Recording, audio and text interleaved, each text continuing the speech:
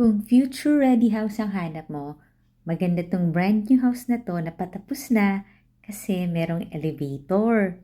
Meron tong lot area na 306 square meters.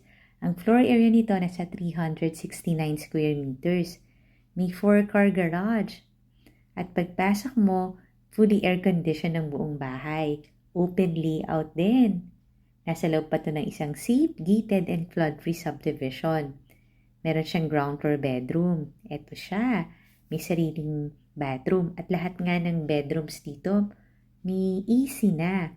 Total of 5 bedrooms, plus maid's room, plus driver's room.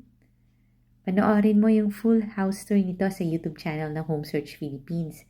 Tawagan mo din ako kung gusto mo magpa-tripping. At marami pa tayong magagandang bahay na pwede mong pagpilian.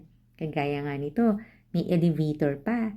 So, hindi ka na mahirapang umakyat sa second floor. Tapos, ito naman yung powder room. CCTV ready na rin itong buong bahay. Ito yung kanyang kitchen. Lalagyan pa yun ng mga kitchen appliances. Tapos, ito naman yung daily kitchen.